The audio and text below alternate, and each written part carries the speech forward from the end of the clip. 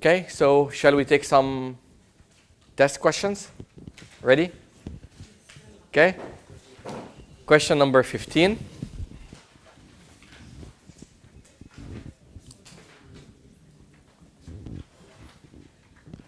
All of you agree? B. Okay, the right answer is B. No institution can hope to detect all instances of wrongdoing by customer, including money laundering. That's why we need to apply risk-based approach, where we allocate more of our time to the high-risk customers and lesser of our time to the lesser risky customer. Of course, the other three are wrong. Let's look at A. It will keep the regulators focused on money laundering controls in sectors beyond banks. That's a faraway distractor. A quantitative approach will generate better rather than qualitative approach. Quantitative approach is used for risks, risk assessment, and the qualitative approach is used for controls. So these are two different approaches, and there's no relation like in terms of which is better. This one has certain use, this one has certain use.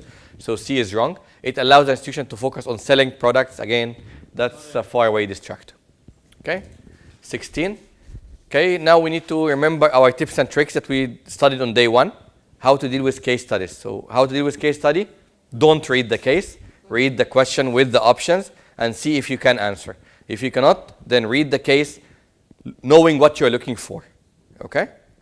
In the US, all the banking operations are divided into smaller companies. Like there are certain companies who do only one service. Like for example, you find companies doing, for example, bank guarantees. You find companies doing check cashing.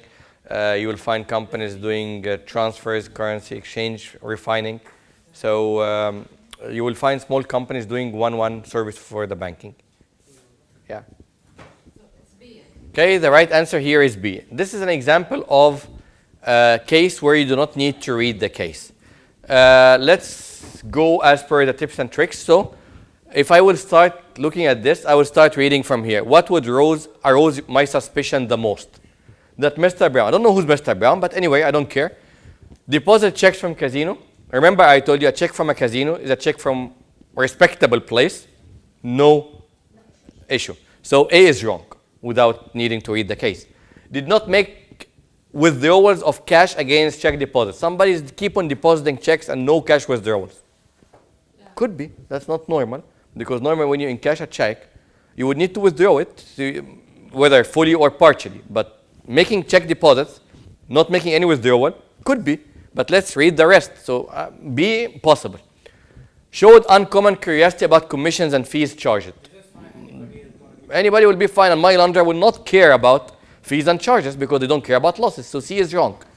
Did not have an escrow account, no relevance. So here, the best answer is B. Let's say I was still uncomfortable. I need to read the case. Let's look that you will not also need to read the whole case. Tom works as a compliance officer at ABC Bank. He's looking at a transaction of one of the bank's customers, Mr. Brown. Who's Mr. Brown? Is an owner of a check cashing company. I have to stop here. Check cashing company, that means it encashes checks for customers. So they will take the check and they'll give them cash. So how come the company is taking checks and not giving cash on the other side? Do I need to read the rest? No. So I will stop here. So I stopped at the third line. I did not need to read all this. It's of no relevance. So if you are smart enough, you will answer without even reading the case. If you're still hesitant and you want to read the case, you will stop at the third line. You will not need to read the case. So that's why you saved yourself lots of time. Okay? Apply this, please, in all the cases. So here, practically, the tip that I told you, don't read the case. Read the question. Try to answer. If you cannot, read the case. Knowing what you're looking for, definitely you will not need to read the whole case. So you saving time. Let's apply that in the next case.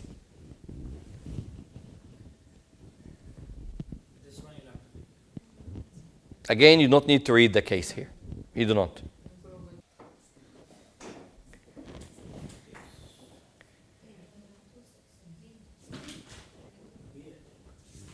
Okay? The right answer here is B. So, in what respect does the program need improvement? The AML program should be tested by an independent person, not the compliance officer. Correct statement. Maker cannot be the checker. So A is correct. 1 is correct. The AML program should be tested more than once per year. No. You do not need to test the AML program more than once a year. Actually, it's tested once every year, once every 2 years, but not more than once a year. Number 3, new employees should be trained as soon as they start, not just twice a year. Yes? An employee joining in January, if you want to train them twice a year, it's like November and December. Is it normal? No. They need to be trained as soon as they join. Yep. No, I was saying that if the word was reviewed more than once, and instead of tested, then it's correct. No, the same thing. I mean, independent review or independent assessment. No, Number 2. Other word than tested. What could be a correct? Even a review, as an independent review, is the same. Yeah. Employees should not be trained via internet because classroom training is better. Yeah. We need training.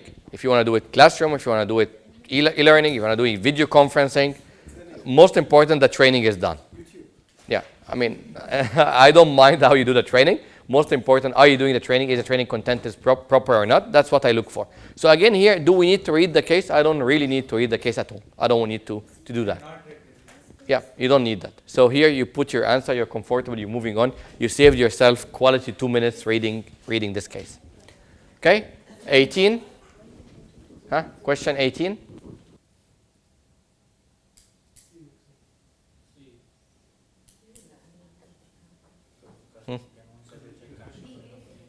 Okay, what's the right answer? Okay, the right answer here is D. Okay, Susan works as a senior money laundering reporting officer, MLRO, at XYZ Bank. She's taking a closer look at the activity of several customers. What would arouse her suspicion the most? For those who said there is more than one right answer, the most. I need the most suspicious. Okay, the most, and they put it in caps. Okay. A customer who owns several check cashing companies in town and rents a safe deposit box. Is it the most suspicious? No. A customer who avoids taking vacation. An employee who avoids taking vacation. That's a faraway distract. But just to confuse you. An employee avoiding taking vacation, yes. But a customer avoiding taking vacation is none of my business. So B is wrong. And you will not check. You will not check the customer taking vacation or not. It's of no relevance. It's not KYC. Exactly. A small business that provides financial statements which are not prepared by an accountant. What kind of small business? Maybe I have a cigarette shop. I will do my own accounting. I don't need to hire PwC to do my accounts for a small shawarma shop or a small... Yeah, no. Small companies, very small companies, they can do their accounts by themselves. If you are selling only, like if you have like a bookstore, you will just report revenues and expenses. What else you need to do? You don't have the complicated transactions where you need a CPA. Yeah, so here, that's fine. A customer involved in credit transaction often using impressive sounding but nonsensical terms such as emission rate, standby commitment. So here the customer is trying to confuse the bank.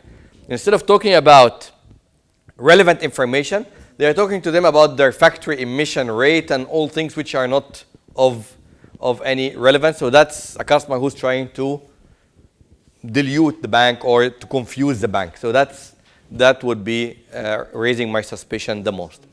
Okay? So any question in chapter 3?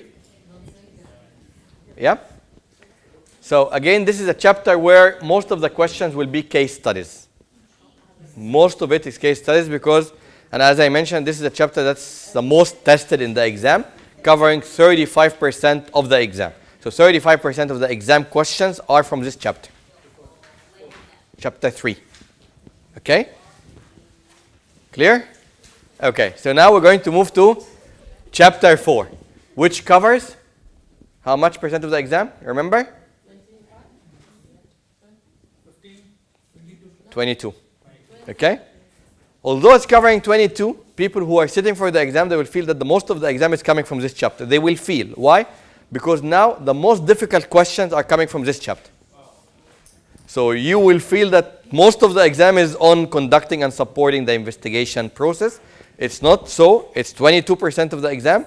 But this 22% of the exam are the toughest question that you will see in the exam. Okay? So again, more of concentration should be on this chapter because first of all, this chapter is new to us. It's not our experience. That's pure US law. That's number one. Number two, the questions are tough. So we need to really read this chapter, understand it very well. You are the one who put it. These questions are mostly case studies You will get some case study plus some recall, and the recall are difficult because not mostly recall. You will get lots of cases, but the recall questions are tough because the recall here is not something which you apply. In the previous sessions, we are doing so. Here, no, it's not going to be in line with what we are doing in here. It's pure US law. So even the recall is tough because you need to memorize and you don't need to mix it with what you are doing here. That's even tougher because if you reply based on your experience, it's wrong. Okay? Great. Cooperation. And I suggest be with me because that chapter, of course, I have, the slides will not be in the same order because I want to take it in a more easy way. Okay?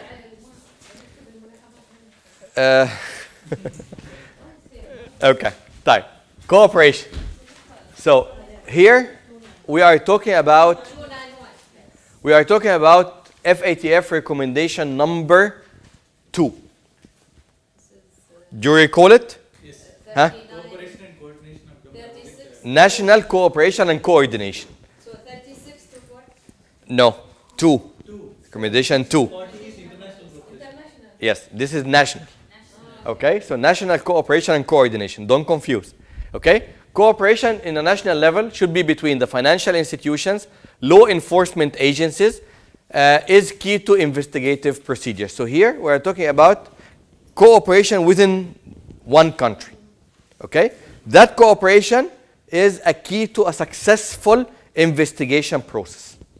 Okay, so in the cooperation, you need to understand, you must understand, memorize by heart, the role of the AML officer. What is the role of the AML officer in the cooperation? Number 2, role of the legal counsel. Number 3, media relations. Number 4, responding to government demands for information or funds. These 4 key elements are very important to lead a successful national cooperation and coordination. Okay? So, This is as per recommendation 2. this is still 2. Yeah? So, what is the role of the AML officer in the investigation? Okay? Cooperating with the law enforcement agencies, with the prosecutors, providing information, not taking any legal action. That's why we need a legal counsel. So in this case, you must involve a legal counsel to handle the legal part. Although you are an AML officer, you should have some legal background, but you should not step into the shoes of the lawyer or the legal counsel. The legal counsel has to be from within? No, normally it's an outside legal counsel. And that's why you need to differentiate between the lawyer of the bank and the legal counsel. So the legal department and the legal counsel. Okay? Here, when we talk about the legal counsel, we need to hire a qualified external legal counsel that have an investigation experience, like international law, because the investigation could be international. So you could be here in UAE, and you are part of an international investigation done by the US Department of Treasury. So you would need an international litigation lawyer. Your lawyer in the bank may not be qualified enough to do that, to do so. That's why they said hire a qualified legal counsel. Okay, now just switch your mind into we are in the US and they want to have someone who has background about International law. Yeah, exactly. Okay? So, media relation, and that's a very critical thing because if you mess around with the media relations, you could be breaching your Bank Secrecy Act, the BSA. The law of the AML there is called BSA AML, Bank Secrecy Act, Anti-Money Laundering Law. So BSA AML law. So they started with BSA. That means Bank Secrecy Act. So what can you disclose to the media is something very important. So you will not breach your Bank Secrecy Act, which is very strict in the US. Responding to government demands for information or funds. Demands from whom? That's very important. Where are the demands going to come from? Mainly 2 sources, either FinCEN or either the court. Not from a police station, not from anybody else. So either a court order or a FinCEN order. FinCEN has the same power as a court. So if you got a request from FinCEN, from the FIU, it does not need to have a court decision. FinCEN itself can act as a court. Okay? That's again very important. So if FinCEN issues a freezing order, Yes. You don't need that freezing order does not necessarily need to be backed up by a court order. FinCEN order itself is sufficient. But really, I mean, there have been instances wherein the local law enforcement have also reached out to banks or financial institutions to take certain action or provide certain information. Yeah. And doesn't that fall here under this the- is US law. This is US. US US law. US law, you must have this request from these two sources only. Yeah, I understand that this is only pertaining to US law, but within the US jurisdiction as well, there are cases wherein the law enforcement has got involved with the financial institution to either gather some information or to provide certain instructions. It has to be backed up by a court order. Yeah, they need to back that up by a court order or a FinCEN order. Yeah. Media relations, the media, like whenever there is an investigation, like your access to, the press, the TV, and so on. From the point of view of whom? We are talking about the point of view of the financial institution. The financial. Yes. Okay? So, these four elements are very essential to understand and perform proper cooperation and coordination. The FATF, so now we're going to move to the international cooperation and coordination. So now we discussed the national cooperation and coordination. Now we're going to move to the international. So that's 36 to 40. So FATF, cooperation between countries. So that's not on a national level, that's an international level. Recommendations that pertain to international money laundering investigations. Recommendation 36, implementation of conventions. Recommendation 37, mutual legal assistance treaties, or known as MLATs. Recommendation 38, freezing and confiscation. Recommendation 39, extraditable offenses. Recommendation 40, other forms of cooperation. Okay? Okay. Great. So, as we said, when we talk about coordination, we have coordination on a national level, that's recommendation number 2, or cooperation on the international level, that's recommendation 36 until 40. Okay? So 36, can you go to one? 36 is implementation Of conventions, yes, all UN. conventions. That's right. So this 287. this is compulsory for UN members. Yeah. It's here. If you talk about FATF, the recommendation is compulsory for the members, right? But if you talk about UN is a compulsory thing. So whether you are a FATF member or not, you should comply with the United Nations. Yeah. Conventions are talking only about the UN convention. The UN conventions, yes. So that should be mandatory for everybody because the United Nations, everybody's complying with the United Nations. Mutual legal assistance treaties. So in MLATs or mutual legal assistance treaties, these are treaties, these are contracts, agreements that are signed between countries where it allows mutual legal assistance. These contracts are binding for countries. It's different from MOUs, Memorandum of Understanding, where it's not binding. So whenever you find a treaty or a contract, that's binding. So if two parties sign the contract, they are bound by the conditions of this contract.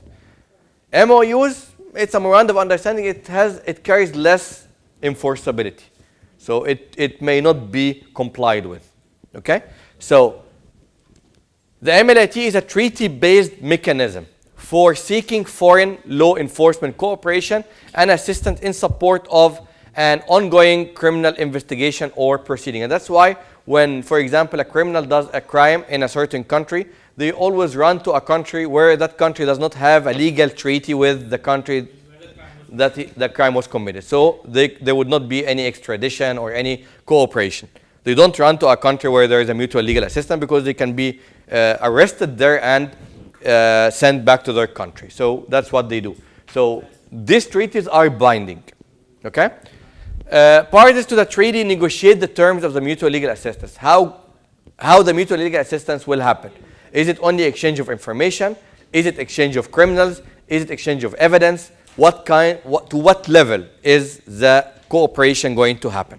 Okay? So normally the two parties, as any contract, like when you make a contract to sell your home, you normally negotiate the terms of the contract. Well, I'm going to sell at that price. I'm going to take, I don't know, how much advance payment, this, who will pay the land department fees, So you need to negotiate what are the conditions or the terms of that treaty. Available only to government officials, typically law enforcement and prosecutors. So that's mainly signed at a central government authority level.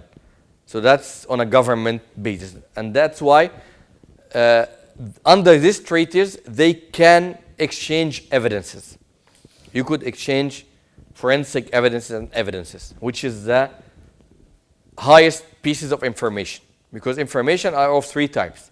Either evidence, or either information leading to an evidence, or either just information. Okay, so the strongest piece of information is the evidence itself. Okay? So 3 official gateways for the cooperation between countries, either through MLATs, mutual legal assistance treaties, or through the financial intelligence units, FIUs, or through the supervisory channels, like through central banks or other supervisory channels. So to summarize that, you have this table, which is very important, flashcard. Okay? So who? Central Government Authority. What is the base of cooperation? MLAT. What kind of information they can exchange? Evidence, the strongest piece of information. Is it binding? Yes. Contract, treaty? Yes, it is binding. The other way is through the FIUs, the financial intelligence units, through MOUs, memorandum of understanding.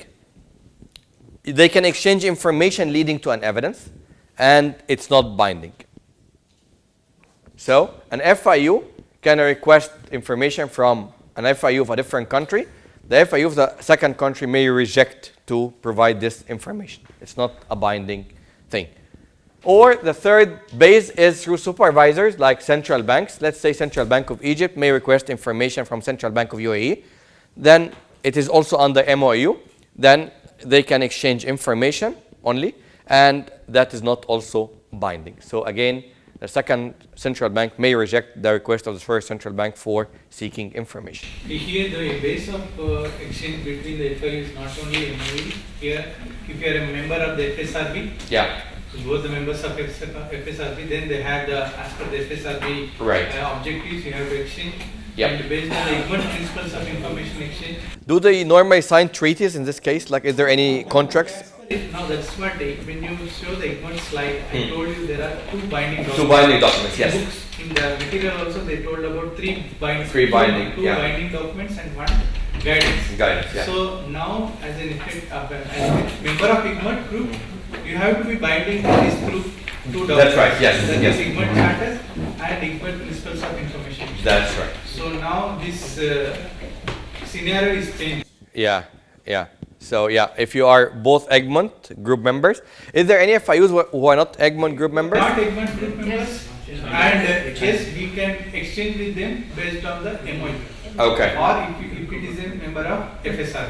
Okay, great. That's a good input. Perfect. Great.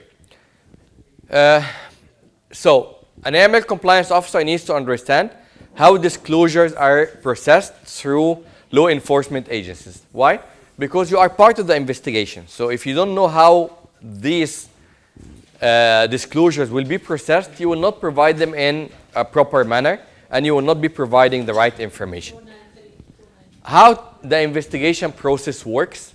So how the investigation process is working, because there are certain steps for any and conditions for any investigation process you must follow in your organization. How to respond to the different requests that you receive from prosecutors, like subpoenas, like court orders, like search warrants, like restraining orders, and orders to freeze accounts. So all these are requested information that needs to be understood by the compliance officer to be able to deal in these different scenarios. What happens after the arrest and charging of a suspect? So what would be the next step, what you need to do, and what's happening there. So that's, again, a very important piece of information to be understood by the compliance officer. The government process to confiscate forfeit asset after conviction. So there is always an asset forfeiture and there is an asset recovery. So in this, after the forfeiture, normally there is a recovery. So for example, if the asset is forfeited and it belongs to somebody else, then it needs to be, we start something called asset recovery procedures to recover that asset to their main owners. Or those who have right to that asset, but of course they have to file some recovery procedures to be able to recover the assets. Like for example, what happened in Libya when the money was abroad, then the Libyan government started to do an asset recovery. So they need to submit documents which proves that this asset belongs to us, and they need to start the asset recovery procedure, which is again a very complicated process and a complicated legal process as well. So how international investigations are conducted, how and why to maintain the confidential relationship between law enforcement and the financial institution, how to deal with requests from authorities. So all these elements are an essential requirements for an AML officer to understand. And again, if we look at it from a training perspective, all this should be subject of trainings. And that's why we do also have certifications for that. There is a certificate for asset recovery, which is now they have a certificate called CFCS, Certified Financial Crime Specialist. In this, there is a huge module for asset recovery only, how to do the asset recovery and what are the procedures for asset recovery, international investigations, and so on. Okay? And this is the job of the compliance officer. They need to understand because he's part of the investigation. He needs to understand it. Legal counsel. So once a criminal investigation has started, retain experienced and knowledgeable legal counsel. How to choose? Depending, as I said, about the nature of the investigation. Is it a local investigation or international investigation? Do I need a local lawyer or an international lawyer? Depending on my budget as well. So again, I need to check which legal counsel will fit my budget but without compromising on the requirements. So like when you say that I want to choose an AML system, how to choose? There are lots of constraints. If you allocated that much of budget, there are certain systems that you need to choose from, for example. The same thing here, again, depending on how much your budget and what is the magnitude and the riskiness of the investigation itself, the complexity. There are lots of elements that you take into consideration when you choose the outside legal counsel. Common investigation initiators. So what could initiate an investigation? Flashcard, very important. So in the exam, they will tell you all of the following are among the common investigation initiation except. 270. Okay? 270. Regulatory recommendations or findings. After an examination, you got a regulatory finding. Right? So, for example, when central bank here do an examination and you issue a report and there are findings. That is a trigger, or that's an initiator for an investigation. Transaction monitoring rules designed to detect potentially suspicious activity. When your AML system throws an alert and you open a case, that initiates an investigation into the case, right? Referrals from customers facing employees regarding potentially suspicious activities. The first line of defense. First line of defense, like let's say the frontliners, they were faced by a customer who came and asked, let's say, how much is the amount that I can deposit where my name does not go to central bank? So he's trying to do structuring. In this case, there is a trigger to go and initiate an investigation why this customer is concerned about the threshold. Information obtained from internal hotlines, whistleblowing. So again, between two brackets, right, whistleblowing. And whistleblowing is actually the source of 33% of financial crimes. 47% is an outcome of mere coincidence, just by chance. You stepped upon certain evidence or lead to a crime. 33% come from hotlines, 20% come from the audit. They use this term a lot in the anti-corruption. Yeah, of course, yes, whistleblowing. Okay, so again, that's another source or initiator for the investigation. When I get whistleblowing that there is some wrongdoings happening in my organization, I should follow that by an investigation. Negative media information. Well, I have been, my bank has been part of negative media on the public domain. There are customers who are complaining about the integrity, about the ethics of the bank, that the employees are doing fraudulent activity, they are not complying with the ethics, they are taking bribes, there are lots of violations. Any negative media should be an initiator for an investigation. The negative media information, not only about the customers also. Yeah, about customers as well. Sure. Yep. Receipt of a government subpoena or search warrant. So again, if you got a government subpoena or a search warrant, that means there is a problem related to a certain customer. In this case, I need to run an investigation on this customer. I need to check what's going on, and that's one of the investigation initiators. So again, Here, the subpoena and Yep. search warrant you are going to discuss later? yeah, we will explain that, of course. Right? So these are the common in investigation initiators. Of course, this is not like an exhaustive list, but these are common examples of investigation initiators. There are other reasons also to run investigation as well. Regulatory recommendations or finding. Identify remedial measures. So once, even from an audit perspective, like when I go and do an independent assessment, normally every finding is, first of all, classified as, I classified as 3 types: organizational, procedural, or technological. So organizational, that means there is a missing function. Let's say I went to a bank, I didn't find an AML department. That's a whole missing function, doesn't exist. So you need to go and adjust your organization structure to compensate for the lost function. Okay? So that's an organizational level where you need to, let's say, initiate a department, rewrite policies or write missing policies, something on organizational level. Procedural, the function is there, but there are certain issues in the procedures of performing the work. Technological, anything related to IT.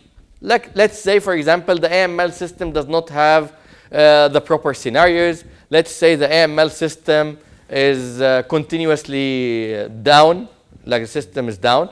There is no audit trail. The dashboard is not sufficient. So anything related to technology, that not all the required reports are being generated, you know. So anything related to technology. So that's a classification of the finding. Then in each finding, it will be divided into certain sections. First of all, I will say the issue. What is the issue? A finding means there is an issue. So what is the issue? I need to describe the issue. That's the first element. Then the effect. What is the effect of this issue? Let's say, for example, poor KYC due to 1, 2, 3, 4. What is the effect of having poor KYC? Or the customer identification is not done properly. That's the issue. So what's the effect of a lack of customer identification, for example? So I need to put the effect. So issue, effect, then recommendation.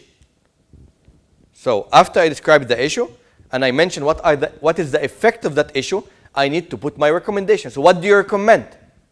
Well, I recommend a proper customer acceptance policy where it entails 1, 2, 3, 4. Or I recommend that generated alerts, for example, do not need to be aged more than 5 days. That needs to be looked at within 5 days as a max. After that, so issue, effect, recommendation, then you have to put management response. So what's the response of management? Those who receive this finding, they have the right to respond to that finding. They may have a different opinion. They may agree to the finding. They may say that, well, we agree to the finding. However, we are currently having some corrective actions in place. They have the right to respond. Then you need to put a due date. So what is the due date in disposing of this finding?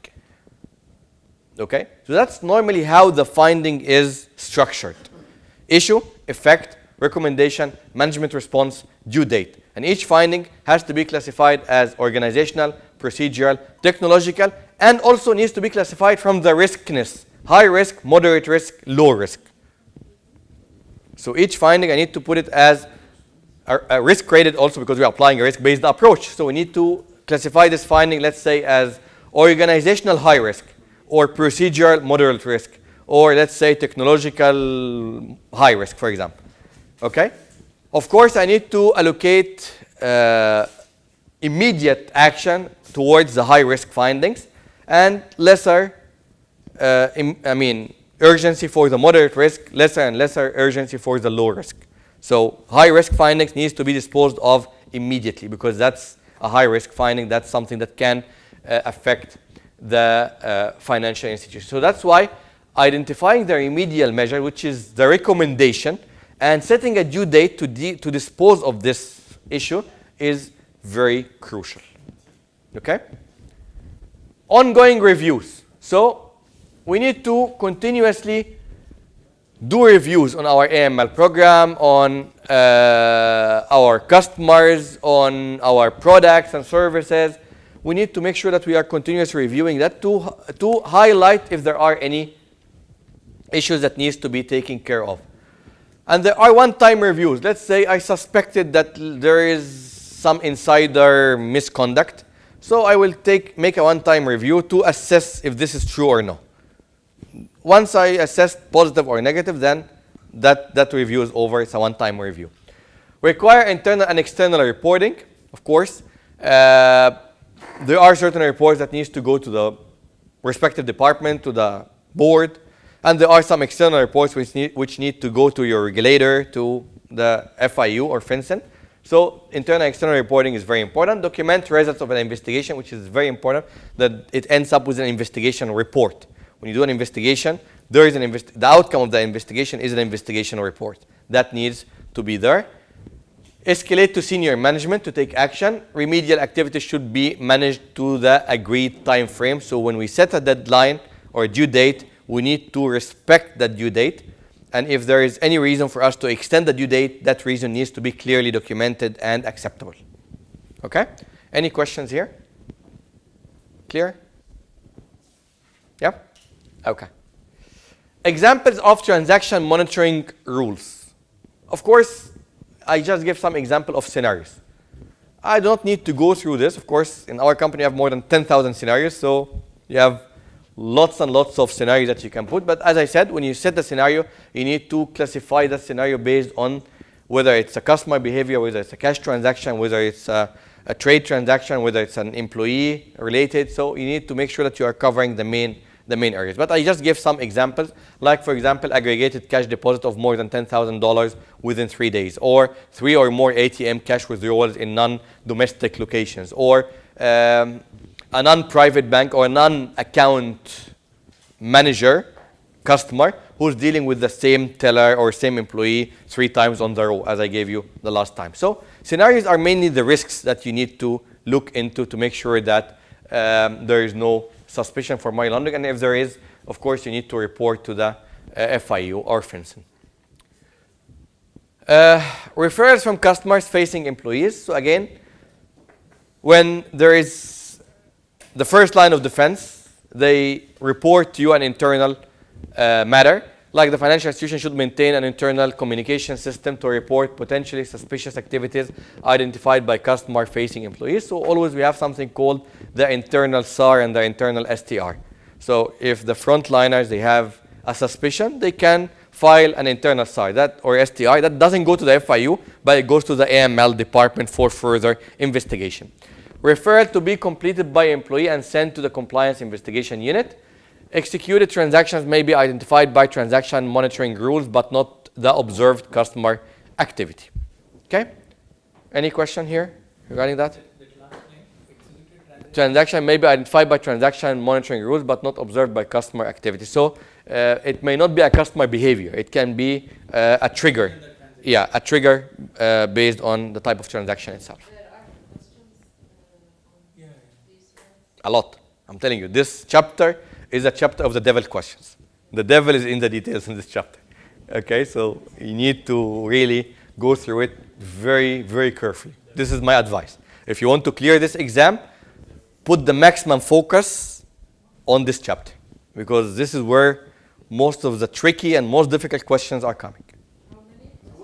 22%. But these are the most difficult questions. If you know that you need to pass 75%, you cannot miss 22%. because that means you cannot miss more than 3% in all the 3 other chapters, which is impossible. So you cannot just mess around with this chapter because this chapter is very tricky. Okay? Employee hotlines, whistleblowing. It permits employees of financial institutions to report various activities such as fraud, theft, gifts, etc.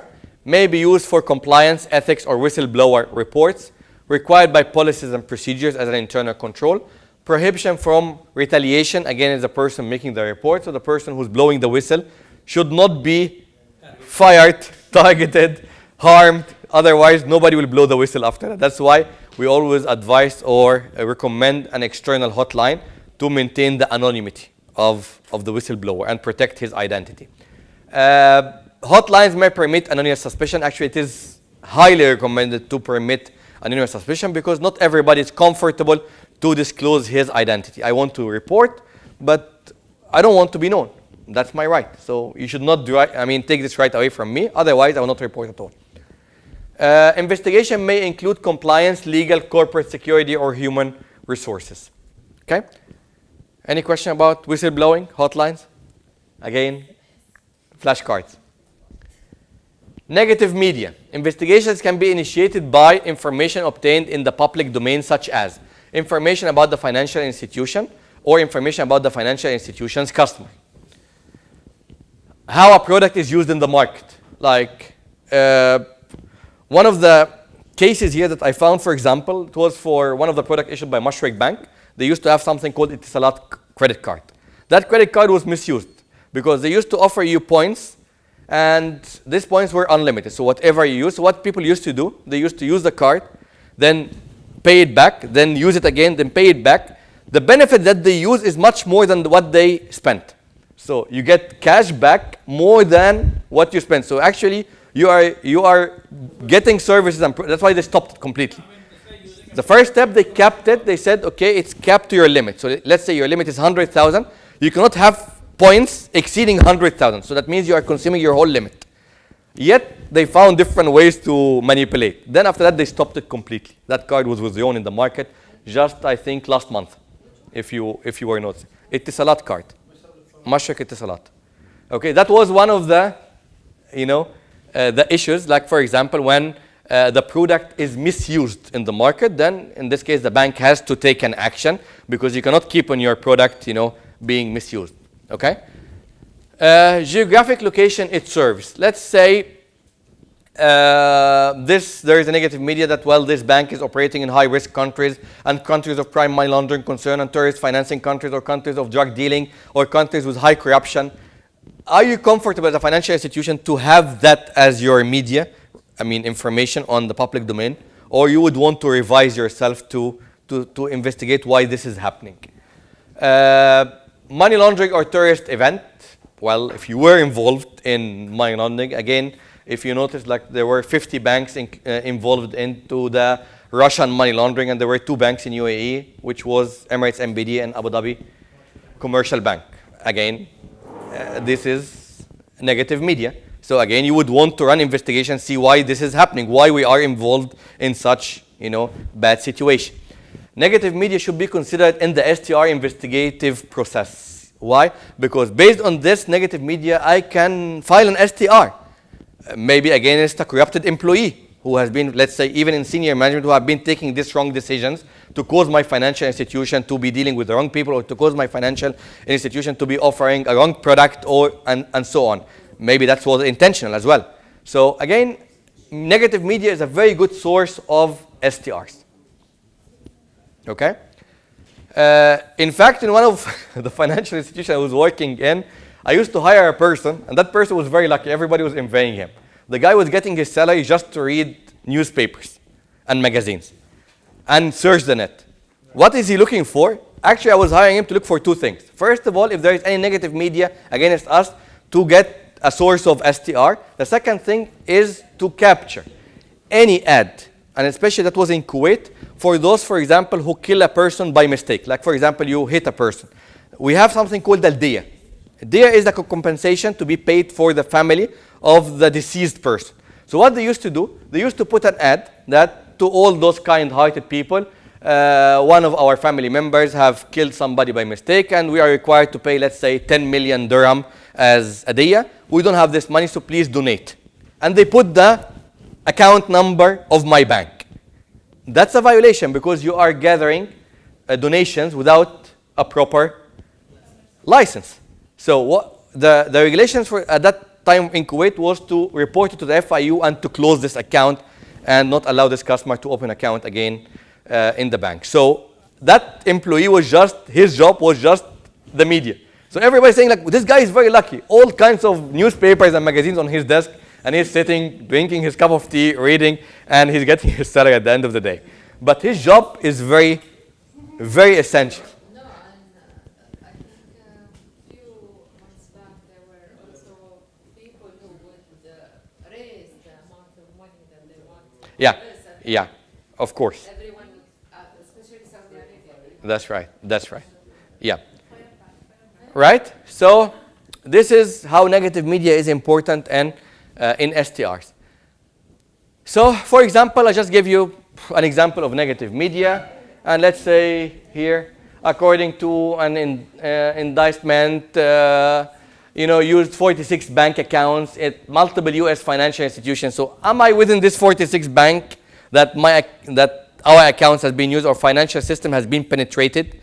Like as I gave an example that, the 50 banks that were involved in Russia, I mean, when my bank name comes in this negative media, I would want to look on what's going on. Then we started to go serious. Okay, so the first things was, I would call it proactive. You are proactive. I'm checking the negative media. I'm seeking for whistleblowing. I'm seeking from information from first line of defense. Until now, nobody has approached me with, a serious request. So the previous were more of a proactive approach. Now here, you're not so lucky. Like, you open the door, you found the prosecutor at the door. What will I do? Shall I shoot myself? I always say it's never too late. That's always my objective. It's never too late. There is still chance if you act properly. So, receipt of a government subpoena things are starting to be really serious. So, compulsory legal process issued by a court to compel the appearance of a witness at a judicial proceeding. That witness could be a bank employee. Like, I was called many times in Kuwait to appear as a witness because I'm the one who filed the STR. And they would want me to come and present the case. So, yeah, so that was not something which was easy for me, especially at the beginning when it was the first experience that I had. So I remember that time I was standing in front of the mirror and making an interview for myself. How will I present the case, what they will ask me, and what should I respond. It was a new experience for me, so I had to train myself to go and present properly. Thank God it was successful. Then after that, I used to enjoy it because it's an experience in itself. Right? Mayor, it's a case where it requests appearing as a witness in the court. So a request to appear and provide information as a witness. So that's the word subpoena. May require the witness to bring specified documents. In my case, it was always like this because I had to provide, like for example, the basis of suspicion. So I used to have, I do like a PowerPoint presentation where, like for example, I click and then I give the the copy of, let's say, the deposit slip. So for example, one of the most cases that I have presented that the amounts of money used to stay in the account literally, and you will not believe me, for seconds. So I had to show the deposit, and I show the time, date and time stamp, and highlight it. Then it was transferred after 1.5 minutes. Then it was transferred after 1.5 minutes. Then it came back to the original account. So I come to the branch, I deposit the money in account A, I transfer it after 1.5 minutes to account B, after 1 minute to account C, after 2 minutes to account D, back to account A. And sometimes withdraw it back. What is the guy trying to do? And who's doing all that? One person. Because that person has a power of attorney on all these accounts. So that puts another question mark. What is the relation between all these customers? Right? So that was the case, and it was one of the biggest cases in Kuwait where there was 19 million Kuwaiti dinar laundered every quarter. Every 3 months, you have 19 million Kuwaiti dinar. So when I put this and I showed that, you know, the amount of money stays in the account for seconds, they were asking me, is this happening in our country? I said yes. And I started to, you know, present the case, and I show the relations. Like, if this one is a power of attorney of this and this, then there's a question mark. Do those people know each other? And when I started to profile the type of customers owning these accounts, either non-residents, or either elderly people, or either minors. So all of them, they join in one condition, that all these people will not be checking their accounts frequently. Do those people know what's happening in their accounts or not? So, because the person who's doing the transaction is the agent, the one who is having power of attorney. So that was the situation, right? So that was one of the most cases that took most of my time actually to prepare, and I was appearing as a witness with documents, of course, because I needed to show evidences of what I was presenting. Yeah? So have senior management and counsel review it. Of course, that was my case. I will take this example as a very good case. Of course, I had to go to the head of legal. The legal department had to go and look with me because they had to review my wordings of the presentation, everything, because yes, I have some legal background, but I'm not a lawyer at the end of the day. So again, using the right terms may make it or break it for you, because if you use the wrong term, then in this case, you could put yourself in big trouble. So again, this senior management need to be aware of what is going on. Legal counsel need to provide their inputs. So at the end of the day, all the bank is speaking one language. And that's again very important, and you seek the experience or the inputs from the related departments. Comply with the summons or subpoena in a timely and complete manner. That's again very important, very important. My assessment for a financial institution, for a bank, not only that the bank is responding to the prosecutor's requests, but how long does it take them to revert back with information? And that's why I always, when I used to be the head of compliance or the head of AML, I used always to train my people. I say, whenever you have a request, it's not only your target or your expectation is not to come back with the information, but how much time you need to come back with the information. That's very important. If you took lots of time, that means things are messy, because you had to dig and you had to run like headless chicken to get the information. But when I get the request and immediately I revert back with the information, that means I'm ready. Everything, I can get the information very easy. And that's why the use of technology sometimes is a very, very important information.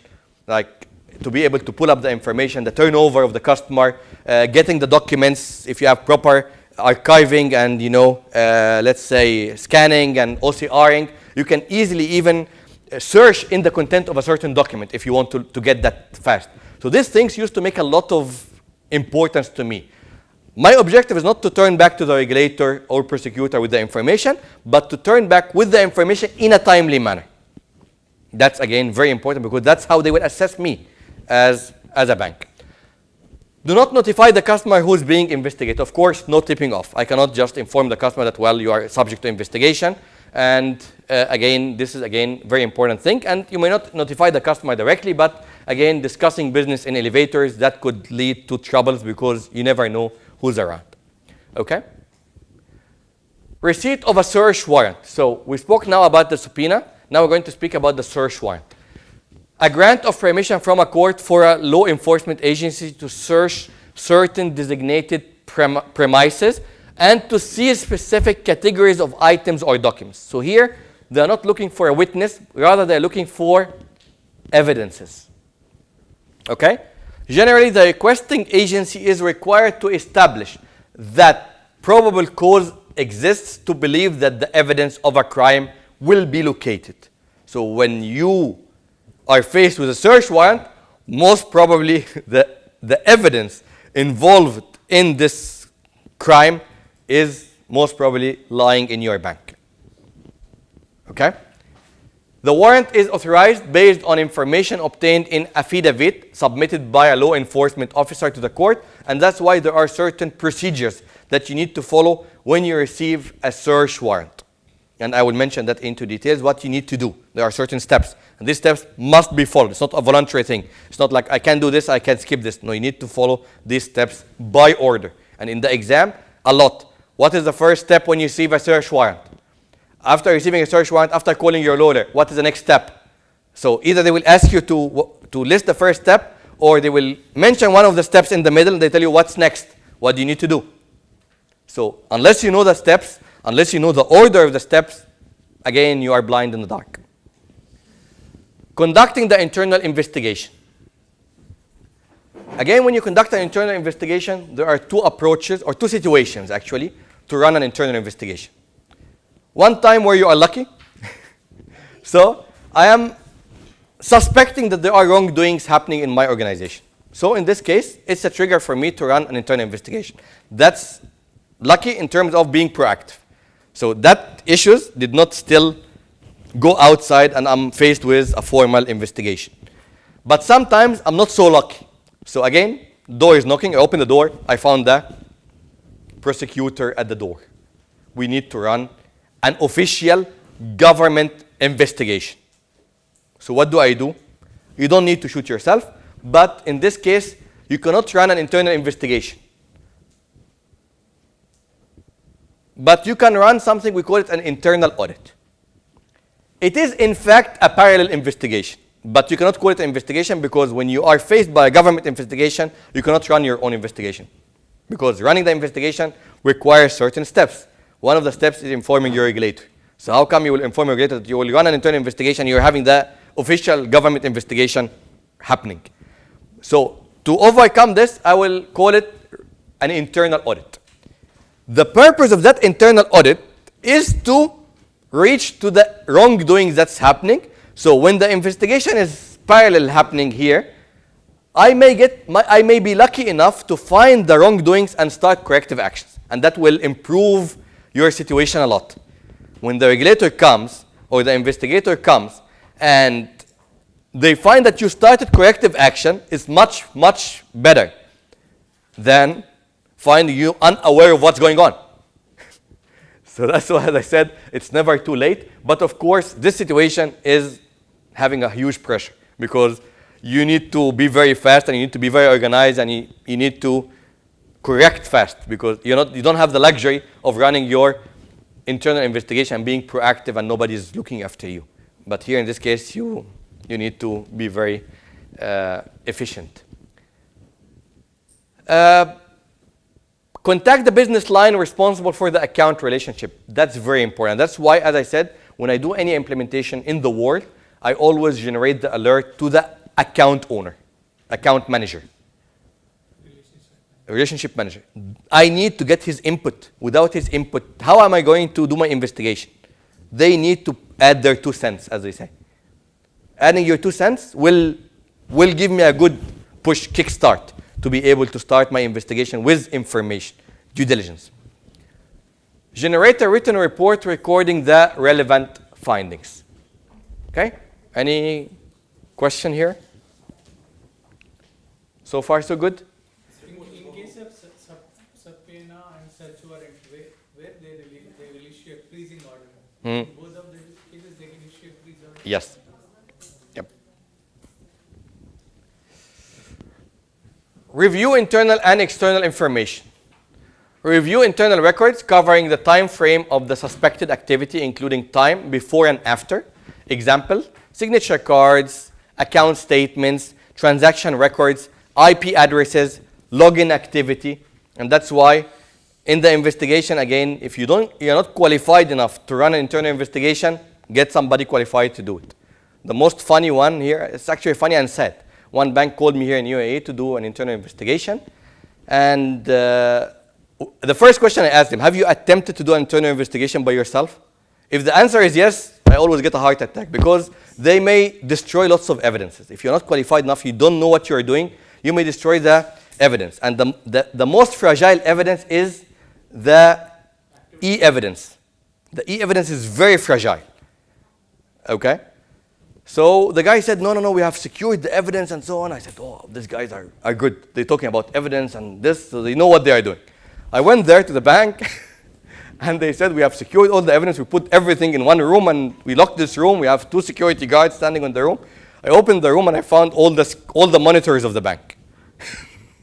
Trust me, I was not joking. All the monitors. I said, where is the evidence? He said, here you go. I said, these are monitors. What kind of evidence? Where is the hard drives? Where is the servers? Where is everything? It's outside.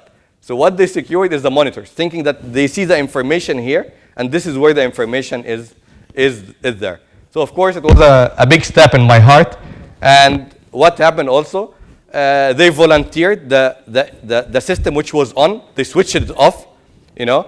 The switch system which was off, they switched it on.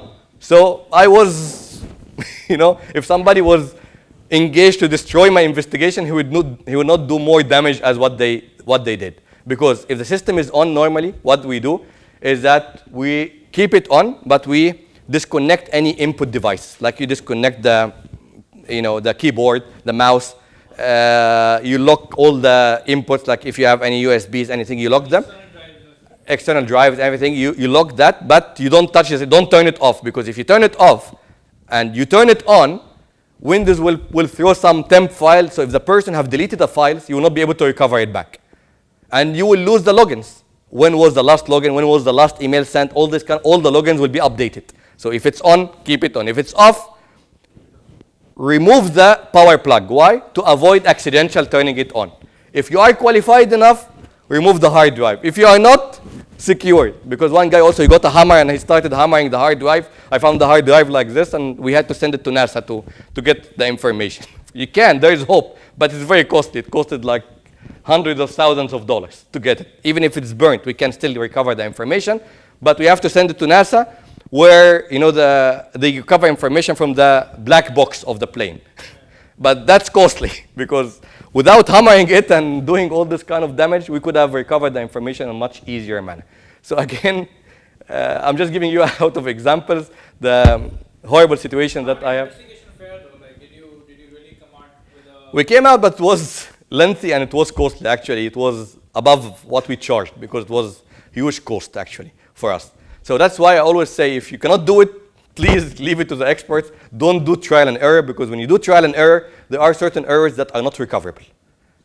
Pieces of information, going to the wrong guy, you destroy the whole information. Also in the interviewing. Don't start messing around and interviewing people. You don't know what you're doing. And because in the interviewing, we need to apply risk-based approach, where we start with the less risky person, the person who is least likely to be involved. Not the most likely to be involved we start with. And there are certain people we have to interview parallelly. In the same, like in two different rooms, where we preferably have a door between the two rooms, and you can walk in between the two rooms. So you go to the person, you tell them, well, if they are partners in crime. Well, this person have told me important information, what's your say? You know what, I think you don't have any chance. Wait a minute, I may help if you cooperate. So you start the carrot and stick thing. So you don't tell him what the other person said, and you don't give them the chance. Some people ask me, why don't you interview them after each other? Because when this person is coming out of the room, looking at the face of the other person can get a clue. If he has a smiley face, that means he has done well. If he is going out like this, that means, well, it was not so good. If you wink to him, that means, well, we are in control, don't worry. So I cannot play these tricks, but when they are in the same parallel thing, I can walk in and out. You know what, your friend has told us some important information. We can consider him as a witness. So if you want to take the whole case yourself, it's up to you. So he doesn't know what was said there. Force him to. Exactly. So, interviewing is a technique.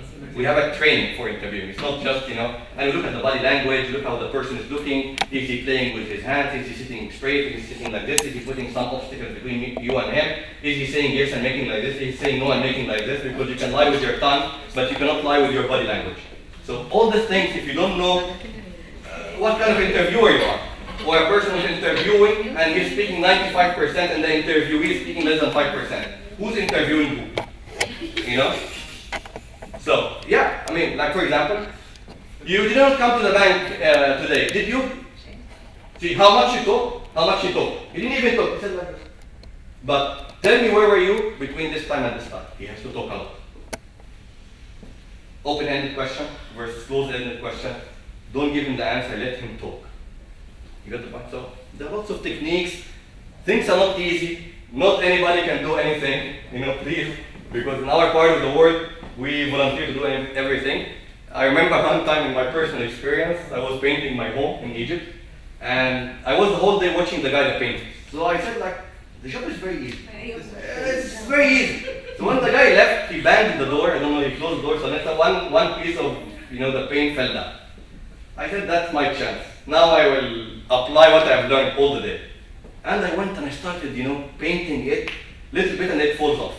I finished the whole bucket and at the end of the day it falls off. And then I could not sleep at night. The following day the guy came, I told him, look, this area drove me crazy.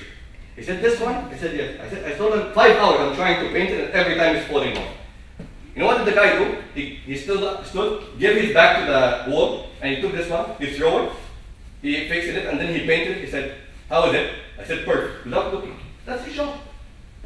It's his job. He can do it even closing eyes. So sometimes they think that it's easy, but it's not. So in investigation, it's not easy. So don't attempt to do investigation if you're not qualified enough. That's the whole thing. Okay, so review external information for negative media. Adhere to 5-year record retention. Why? Because in the US, it's a 5-year record retention plan. So if you do an investigation, you need to keep that information minimum of 5 years.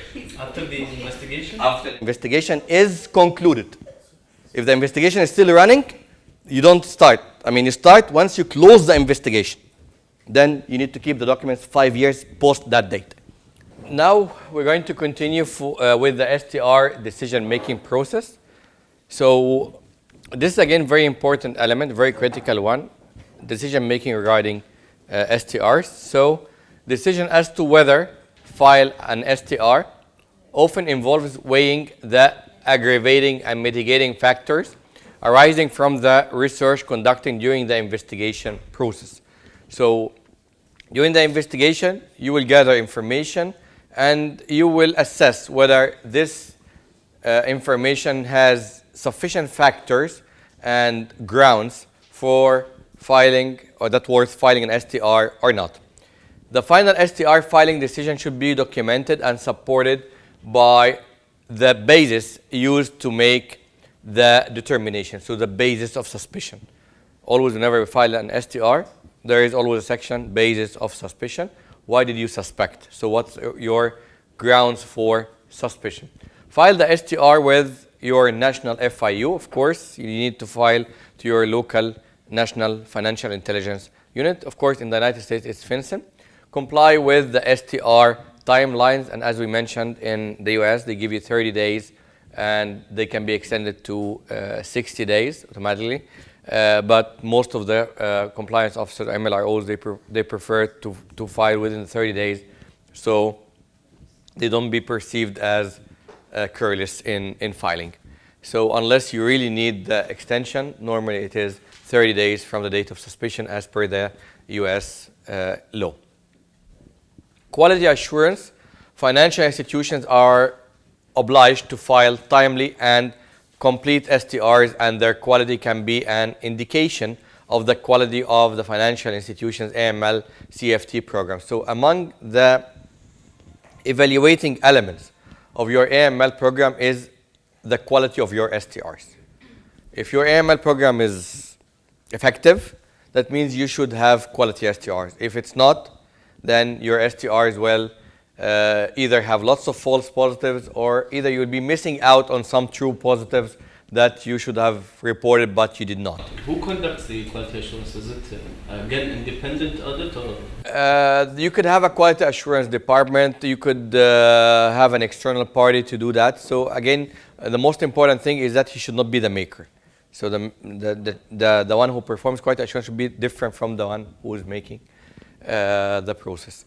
The quality assurance reviews helps to ensure that STR filings are internally consistent, right decisions are being made, and high priority matters are identified and escalated to leadership.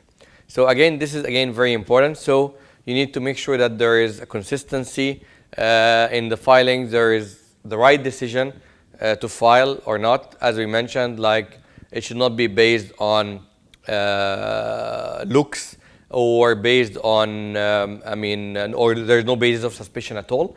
You should be, as much as possible, relying on facts, because it will include a certain element of opinion, personal opinion at the end of the day. But as much as possible, if I rely my opinion on concrete facts, that means my STR is mainly on the right track. But if I start, applying only opinion without any basis or without any fact, that means I am derailing from the right track. Yeah, exactly. Just file just to remove the responsibility off your shoulder, and that's a very bad approach, because in this case you are not holding yourself accountable to your responsibility. So that's why, as I said, FinCEN is giving you a one month to post your suspicion, to do your homework, to Identify a reasonable grounds of suspicion, basically. exactly, yeah. So it's not just, as I told you, the most weird STR I saw in my life was, they filed an STR because a person had a long beard and a short, dress. So that's of course insane. Sorry, what? Long? It was in Saudi Arabia, where a person had a long beard and short dress, like short kandura. So this is of course nonsense. You don't file an STR based on the person looks suspicious because he has a long beard. That's insane. But I would file an STR based on multiple people operating on the same account, equal debits and credits. Something concrete that would really raise my suspicion. Communicating with the law enforcement. So you have there is a global bank. The global bank files an STR to the FIU. Then the law enforcement will go into action. So it will, as I said, there is always a flow of information back and forth between the law enforcement and the bank. So post filing your STR, you should be expecting investigation. You should be expecting requests from prosecutors and law enforcement agencies. Is global bank within the country? Yeah, within or no. I mean, like, of course, when you're filing into your local FIU. The law enforcement, if FIU like open an investigation turned out to be an international investigation, of course, they will, communicate to your local law enforcement. Then your local law enforcement will contact you. Except for the US, of course, where they have a long arm law, where they can send their investigators on grounds. Like as one of the investigation cases that I was involved in, it was an investigation team out of the US. They came to an GCC country, and there was running investigation here. But normally, you are normally dealing with your local law enforcement agency. Investigations initiated by law enforcement. In most cases, law enforcement contact financial institutions in the context of an investigation involving a customer of the institution, of the bank. So they will contact you definitely for an issue related to your customer. In a limited number of cases, law enforcement may initiate investigations against the financial institution itself. So, of course, if you have been proven guilty or careless or turning a blind eye, willful blindness, then you may have your financial institution itself under investigation. In either situation, a financial institution should have policies in place to respond to law enforcement requests. So regardless whether the investigation is against the financial institution or related to a customer, in this case, you should have policies and procedures to deal with such scenarios. Responding to the law enforcement, designate a contact person responsible for responding to all law enforcement requests. That's very important. Again, multiple people responding to law enforcement agencies, you will not have a control over the communication. You may not know what is being communicated.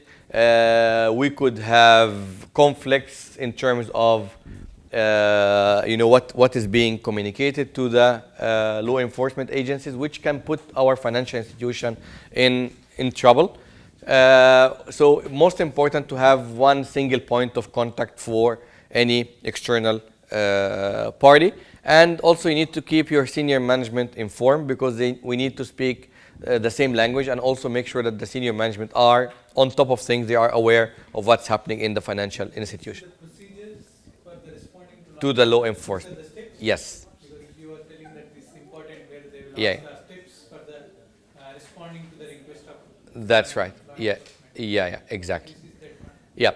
So this is actually not the steps, it's the elements to take into consideration. But the steps, I will mention that after that. But these are the elements that you need to take into consideration when you respond to law enforcement agencies. So you need to designate one contact person. You need to keep your senior management informed. And you need to ensure that requests for information can come in several forms like subpoenas, search warrants, etc. So you need to make sure to be able to identify or understand the different requests coming from the prosecutors and how to deal with each request and what are the steps to take for each request. Respond to all requests thoroughly and in a timely manner. Never ignore a request or inquiry. Okay, I'm sure that the last thing that you would want to do is to ignore a law enforcement request, because that can trigger another investigation against your organization itself why you are not responding to the request. So again, that's why they put it in a different italic font. Never ignore a request for a query. Decision to prosecute a financial institution. Again, things are getting more and more serious. The following factors will be considered as part of the decision to prosecute a financial institution. Does the financial institution have a criminal history? That's a question. So if yes, then that may be a reason. Has the institution cooperated with the investigation, or they have ignored the request?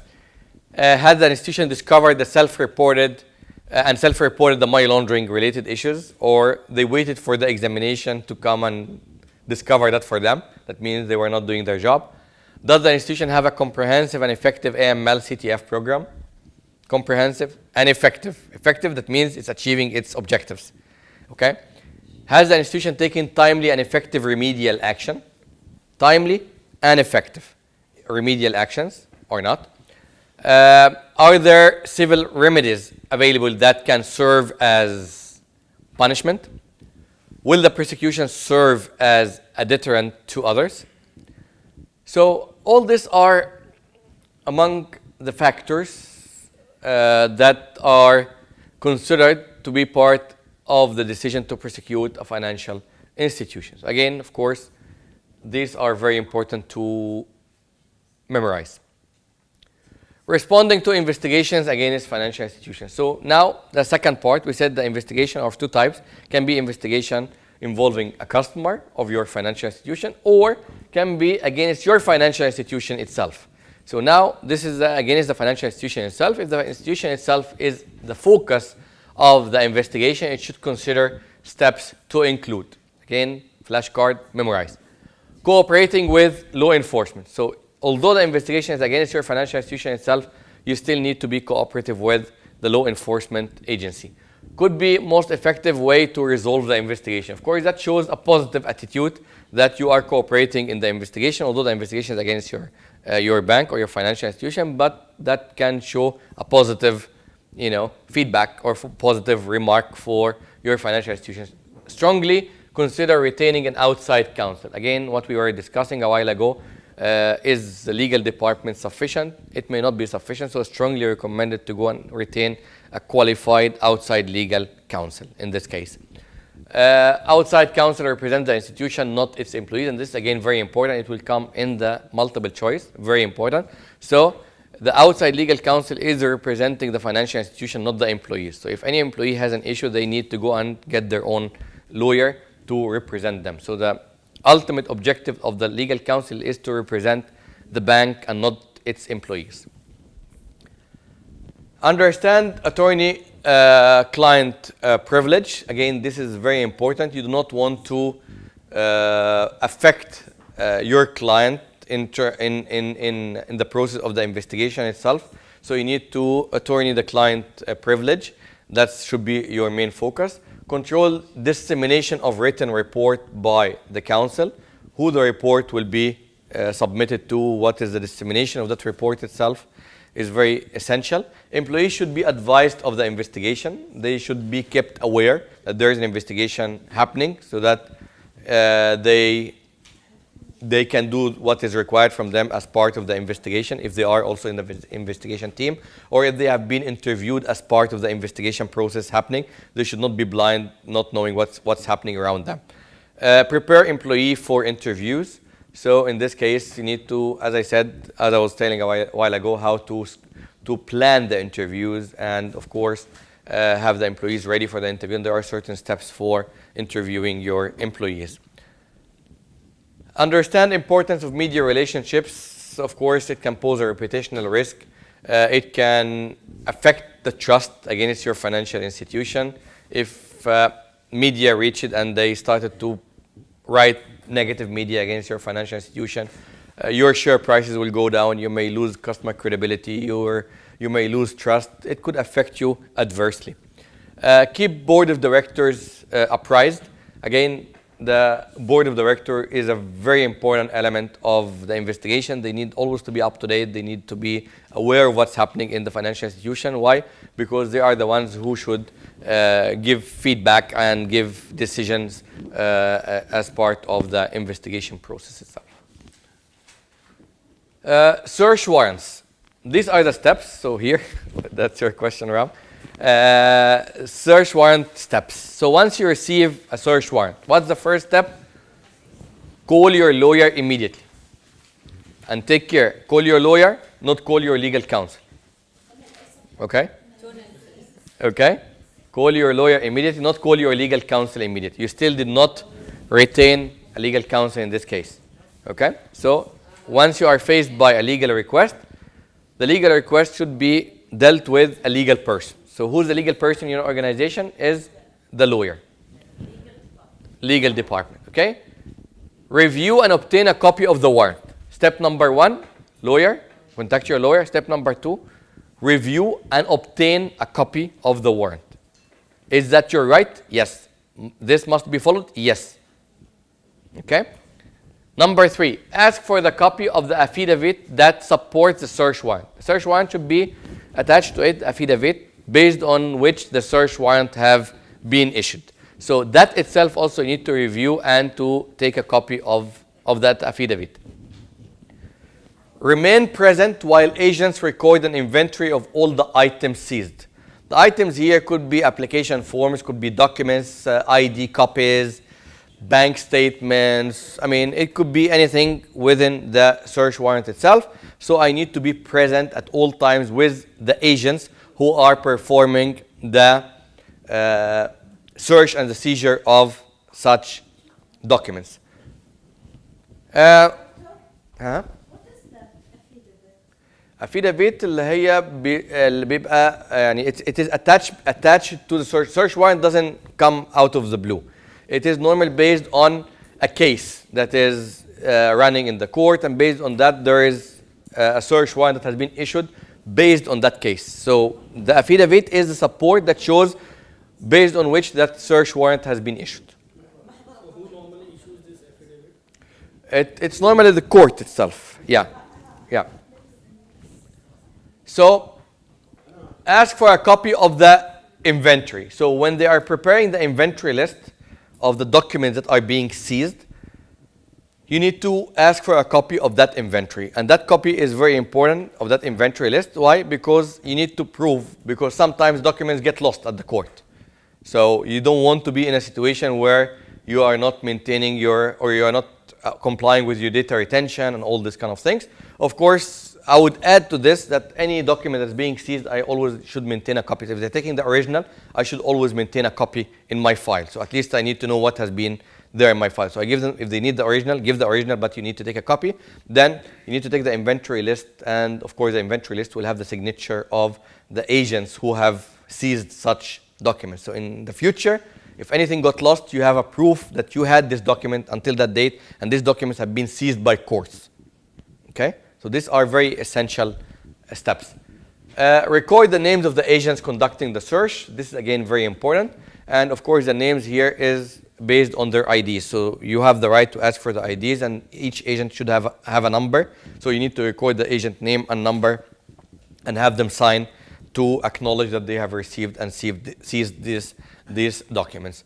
So again, these steps are very important. And again, they will tell you, for example, the next step after obtaining a copy of the affidavit to support the search warrant, the bank should, or the MLRO should do what? And they give you 3 or 4 options to choose from. So you need to know what are the sequence of steps that you need to follow when you receive a search warrant.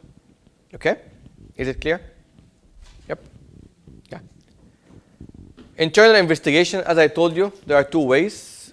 two options: the proactive approach, where you are suspecting a wrongdoing, so you conduct an internal investigation.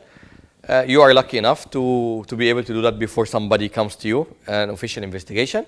Or when the government has commenced an investigation at which it's better to conduct an independent internal audit to assess and determine if there is any violation of the law and policy. And of course, if there is, you need to start immediate corrective actions to improve your status in the investigation process itself.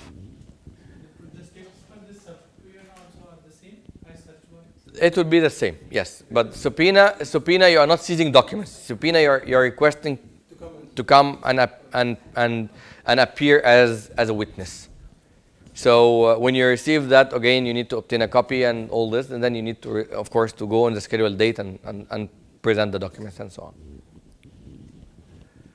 Internal investigation, steps to follow. Again, flashcard, study by heart. So what are the steps for running an internal investigation?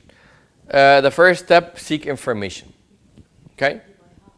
Structure, internal management, and reporting of the investigation. You have not started the investigation yet. Just mind you here, you have not started the investigation yet. So first of all, I need to seek information to assess whether I need an internal investigation or no. Second step, I need to structure. If I decided to run an internal investigation, I need to know whom will the report be going to. So structure the internal management and reporting of the investigation. Then, very important here, inform your regulator. So very important, you must inform your regulator. You cannot just run an internal investigation just by yourself. You need prior to the investigation. no, prior to the investigation are those two.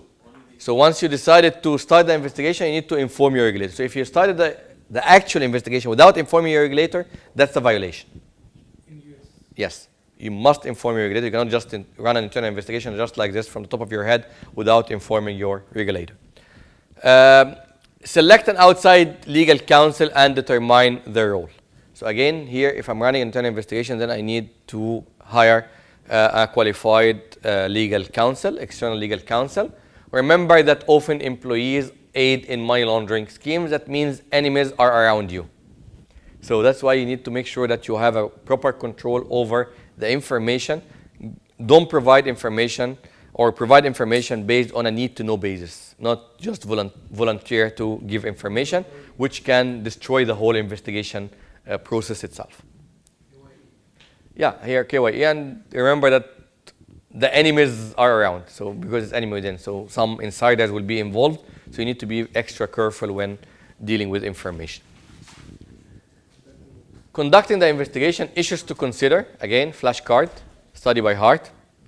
Preparing for employee interviews, attorney-client privilege, conducting interviews, gathering and producing documents, finding and reviewing documents. So again, of course, always in the investigation, we prepare an investigation file. There is an investigation file. That file should include the important evidences, the important steps, the investigation program that we have done, the final report that has that's the outcome of the investigation itself. So how to prepare this file? You need to make sure, of course, the interviews are properly documented. So you need to plan the interview, conduct the interview, and you need to document the interview. So we need to document, and we always suggest that interviews or recommend that interviews are documented one by one. So when you do the interview, better go and document. Don't do all the interviews, then document at the end of the day, because that, in this case, you are not going to be documenting what the employee has or the interviewee has mentioned, but you will document what you want to write. So always, if possible, if you want to record, that's good enough. But of course, you need to inform the interviewee that this interview is recorded.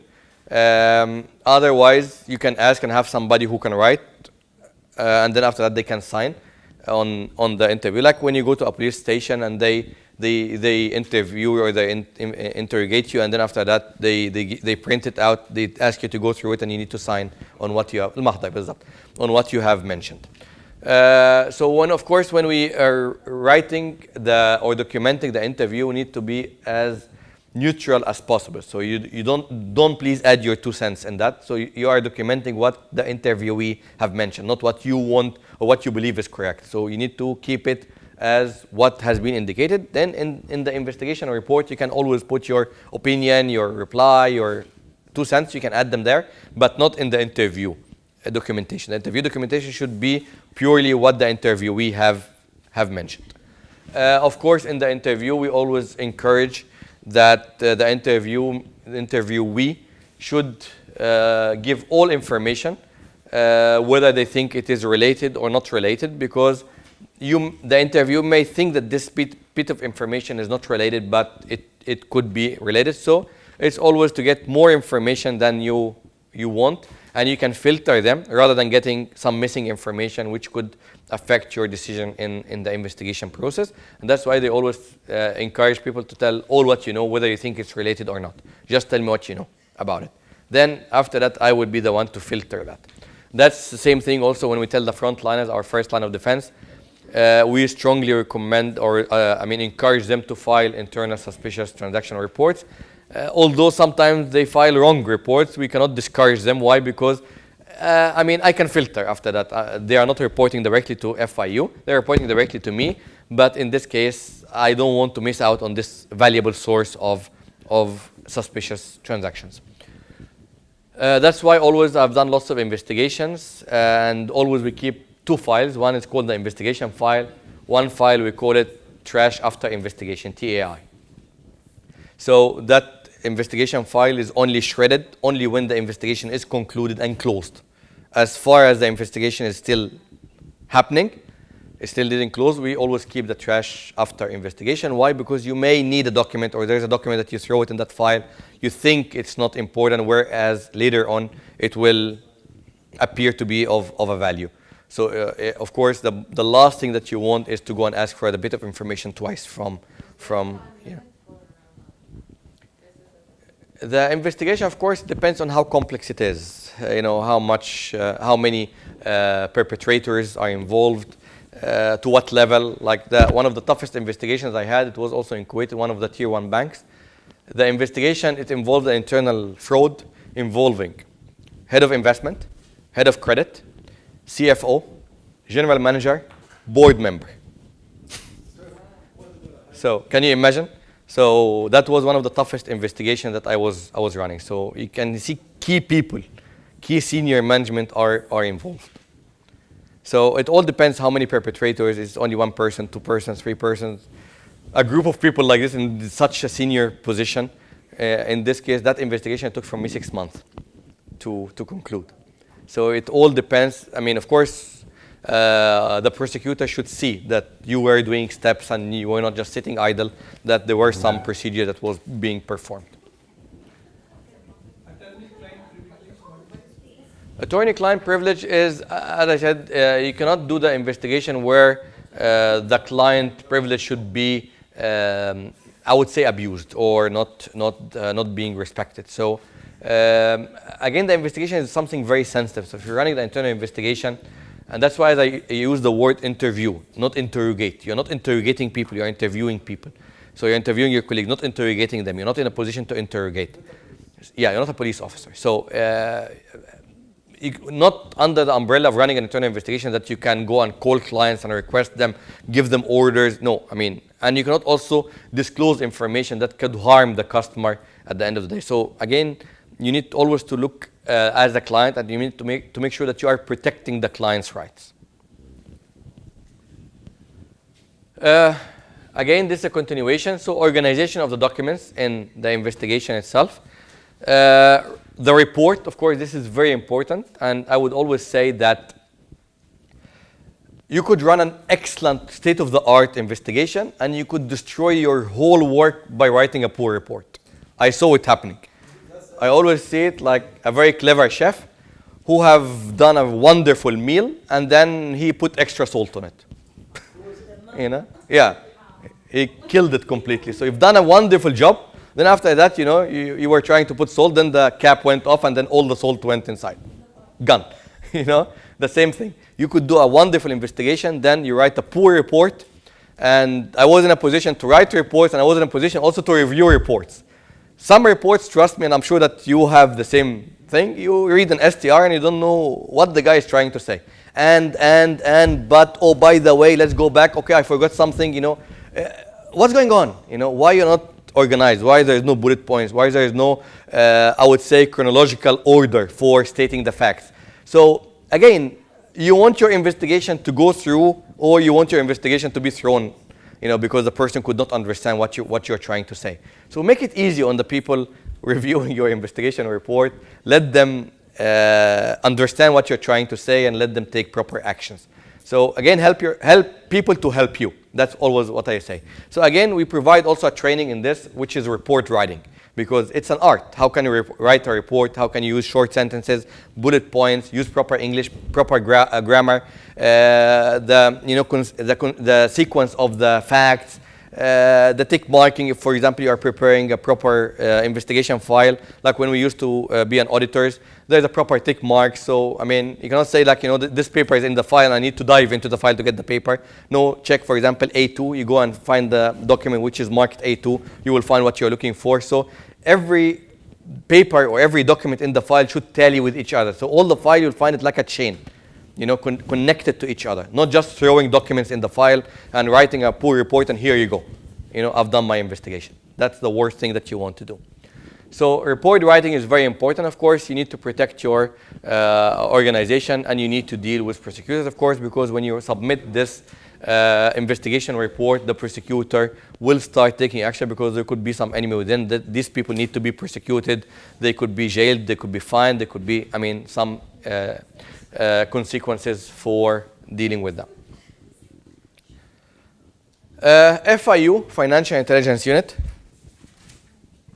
The three basic functions of a national FIU are receiving STRs, analyzing STRs data, disseminating STR information. These are the three main functions, like three words. What's your job? Receive, analyze, disseminate. Of course, any STR or SAR information related to money laundering and or terrorism financing. Okay, so again, this is again very important to memorize. Financial Intelligence Unit participation in the Egmont Group based on a Memorandum of Understanding MOU dedicated to obtaining financial intelligence for the benefit of law enforcement, free exchange of information between national FIUs based on reciprocity principle. Exchange of information should be informal and rapid. Communication between national FIUs should be direct without intermediaries. Again, this is very important to ensure the effectiveness and the efficiency of the information and the timely manner of it. What to keep in mind when setting up an FIU? Again, flashcard, you need to memorize. 4 main elements. You need to define objectives. So if I'm setting an FIU today, what would be the objectives of the FIU? That's, again, very important. Provide with means and resources. So we need to provide with qualified staff, information, I would say technology, tools to help them to do their job in a proper, effective, and efficient manner. Do not give responsibilities it cannot cope with. So do not ask them to or give them tasks that they cannot do because lack of staffing, lack of resources, lack of technology, any hindrances that could affect their performance. So yes, the objective should be challenging, but not impossible to achieve.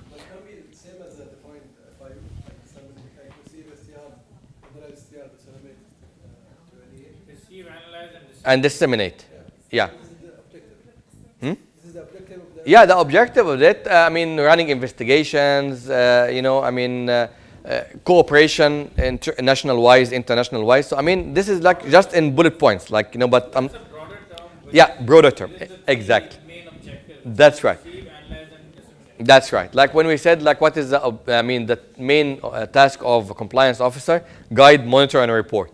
So we say, the life is very easy. I just need to guide, monitor, and report. Yeah, but under each word, we could give a training course under each one. Training session, just how to guide, how to monitor, and how to report. So I say the same thing here. Receive, analyze, disseminate. But again, under each one, you could run complete training course. And of course, very important to avoid overlapping functions. So again, very important not to have, for example, two governmental prosecutors who are conflicting with each other, or sometimes you don't know who's doing what. So sometimes you're like, okay, the FIU is waiting for, let's say, another agency to do something. The other agency thinks that FIU should do it, So at the end of the day, nobody does it, and then the criminal is out of the country. So there should be a coordination between the prosecutors and the FIU. So I believe, for example, in UAE, there should be a close coordination between the FIU and CID, for example. So the task should be clear, who should do what, and how the coordination should be between these two departments. Okay? So again, this is a flashcard, and this is very, very important. Any questions so far? What is the doctor give responsibility? Don't give them tasks that they cannot perform due to, let's say, lack of resources. The tasks are impossible to perform. So as I said, make sure that they are provided by means and resources that they can achieve the task that is being given to them. Okay? Any questions so far? Yeah? So, when do financial institutions file suspicious reports? Upon suspicion, and they are given 30 days, extendable to 60 days. Yeah, but that's, I would say, a very, very rare, but you need to get a written approval from, and I have not seen anybody went to 90 days. Even 60 days, based on my experience, most of the MLROs, they don't want to go there. Because once you are there, حساب الملاكين بقى عارف زي ما بيقولوا يعني they will be on your shoulders what you have been doing for all this period. So if it's not really like a very complicated and complex scheme that you cannot do anything within 30 days, only then you will go for the 60 days. But I'll give you a classic example of this. Yeah. I'm not sure if you're aware of this or not, but Standard Chartered, particularly Standard Chartered within this region, was doing a look-back project. Yeah. Okay. And you'll probably be aware that the SME business, most of it, they actually exited. And while doing so, they have also reviewed, the account activity and stuff. Now, you'd be surprised, a lot of their reporting which was done was based on transactions or suspicions arising from, activity conducted perhaps a year and a half, 2 years back. Yeah. So which under no circumstances is within the 30 days or the 60-day period, or at the most 90 days. Yeah. It's way beyond 180 days. That's right. So those have also happened. Yeah. But as an And FIU, you can just not refuse. Yeah, of course. And then this puts the financial institution at a big critical situation, because you need to justify what have you been doing all these years. Like, why only today you have come up to know all that. So, and that's why always, as I said, based on our examination, we always look at the aging of the alert itself. Like, how long have the alert been open, not dealt with, or if it has been ignored, and then, why you only at this point of time you started to discover all the things. So at the previous year, at the timely manner, what were you doing? So the suspicion Yeah. is basically the alert. On the date No. The alert is I would say the red flag. It's not suspicious yet. Because there are certain alerts that you can close them without even opening a case. As false positives as, you can easily close that. But when the alert requires investigation, that means I cannot give an opinion now. I need to open an investigation case. So in this case, I'll open an investigation case. Even after the investigation case, you can still close the case without reporting. So only when, after the investigation, you think that this is suspicious, then your countdown starts. Your clock starts ticking. who decides the date of suspicion? This is what I mean. It is actually, of course, it is, but when we do an examination, we see when the alert was generated, when the case was opened, when there was clear evidence for them, they should suspect, and when they started using the word suspicious, because also that we look at. That's why, as I said here in our part of the word, because of the sensitivity of suspicion that, once you suspect, you need to report immediately. That's why I always advise my clients, don't use the word suspicious unless you are ready to write your STR. But you cannot say, I suspect today, and you stay like 2 weeks, doing additional tasks. So use it unusual in this case. Still unusual. It's not yet suspicious. I'm still checking if it is suspicious or not.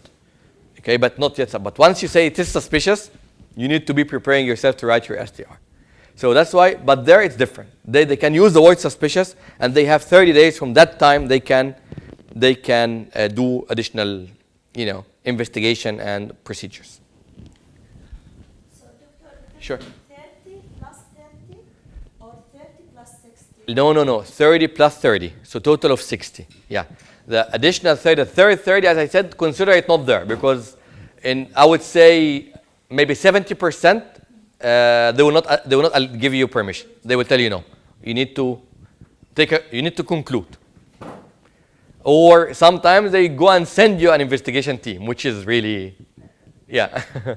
critical. To whom do financial institutions file suspicious reports? Of course, to the Financial Intelligence Unit, which is Financial Crime Enforcement Network in the US. Again, FinCEN, OSTRAC, FINTRAC, very important to know because they will come in case studies. For example, when it's involving like international investigation, you will see OSTRAC, you will see FINTRAC, so you need to know that OSTRAC and FINTRAC are also FIUs. Are financial institutions and MLROs protected when filing suspicious reports? Of course, and the law that protects them is called the Safe Harbor Law, but with one condition, good faith. No good faith, no safe harbor. That condition will always be there. Exactly, of course. Have to be good faith. The question here would be safe, also Safe, haven, so not safe haven, safe harbor law. I know that. Yeah. That's what we have Yeah, they can use something. You need to know the word safe harbor law. I was confused. Are financial institutions allowed to inform the customer? No tipping. Of course, no tipping off. It's prohibited under the AML laws. Okay? So in US, if there is a freeze, so whether the customer should be reported or OFAC actually give you certain conditions to freeze, but normally in the freezing, it is a suspicion of terrorism financing rather than money laundering. It's not money laundering. And in terrorism financing, there's no tipping off. I mean, terrorism financing, there's nothing called tipping off because you will reject the transaction. You will block the funds, so definitely he will know. And in the terrorism finance, as we mentioned, we're not after the money. We're not after the criminal, we're after the money. So in this case, I got the money. I got what I'm looking for. But in money laundering, I'm after the criminal. So if I tipped off the criminal, I will not know the rest of the criminals. So that's why the condition that OFAC gave for freezing and blocking is mainly terrorism financing, when there is a suspicion of terrorism financing rather than money laundering. In case of fraud also maybe they are going to freeze because fraudulent funds have arrived in the bank. Yeah, I mean, So there is a situation There where are. they have to freeze. yeah. So in such cases when the freeze is happened, in case of especially money laundering, Yeah. in FinCEN, they will report to the customer that this has been In this case, actually, the customer will be called by FinCEN or by the court for interrogation. It will be like a proper investigation for the customer. there is a time gap. There is a time gap. There is, yes. But of course, the time gap there is much shorter than what we have here. So they are very proactive. But of course, there is time gap. Of course, because they have to look into the case. You need to understand the case. It doesn't just happen overnight, of course. Yeah. Should financial institution freeze the money laundering reporting accounts? No freezing of the accounts is prohibited without court order or FinCEN order. As I mentioned, FinCEN doesn't need a court order because FinCEN itself has judicial power. And in cases of money laundering suspicion, of course, in terrorism financing, as I said, OFAC does have clear cases where you can block and freeze and reject transactions. Okay. So again, this is just a quick revision on what we have covered. And as I said, this is one of the most important parts of the exam because it's heavily tested and most of the tricky questions will come from this part. I have a question here. Sure. So obviously, we have talked about the financial institutions which are prohibited from freezing accounts in case of suspicion rises from money laundering activities. Yeah. But in case, if it's a suspected terrorist financing activity, the banks out there, the financial institutions, they can freeze the account. Immediately, yes. Basic, clear OFAC instruction, yes. Yeah. Okay. So, sample test questions? Okay, let's see how the questions are tough here. Sample, not simple. Sample, but not simple. Sample, not simple test questions. Okay? Look at the case. We still didn't see the question, so I'll go to the question and then I'll come back to the case.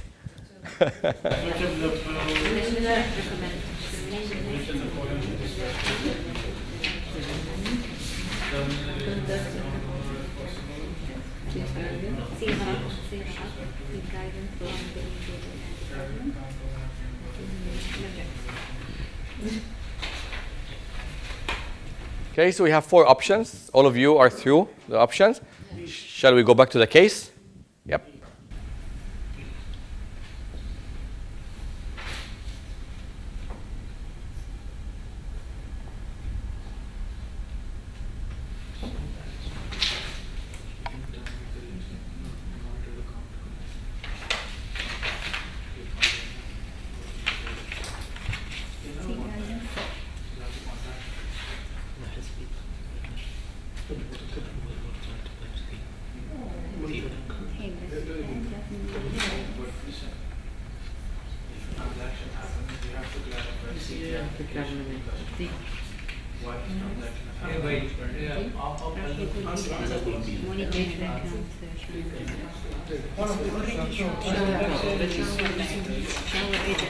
See, that's correct.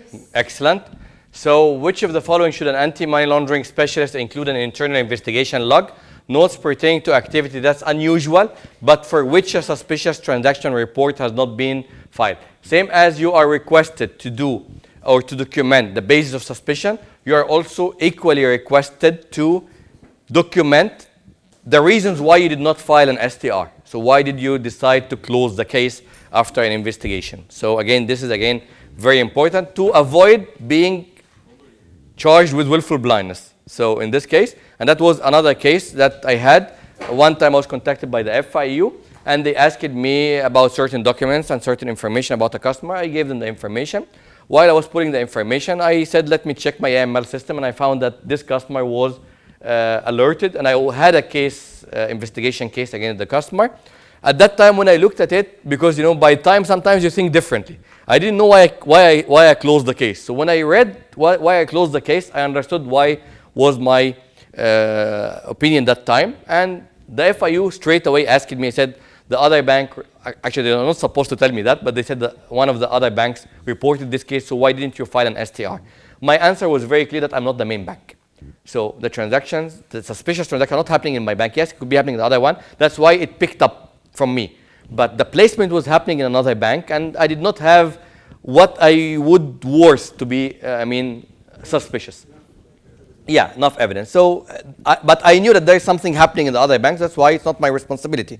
So for me, I closed the case that I'm not the main bank. That was my main reason, that I'm not the main bank. So the main bank there should report this, but I'm not the main bank. That will not come under the willfulness blind? No, because I cannot comment on the transactions happening in the other bank if it's not affecting me. And I cannot alert the other bank. No, definitely not. I cannot. Yeah, if I alerted them, I'll be behind bars because that's a clear tipping off. But didn't we say earlier in one of our sessions that if it's coming through us, we should at least conduct enhanced due diligence? Yes, you conduct enhanced due diligence on what is related to you, not what is related to another bank. Okay, like I give you an example. Let's say, for example,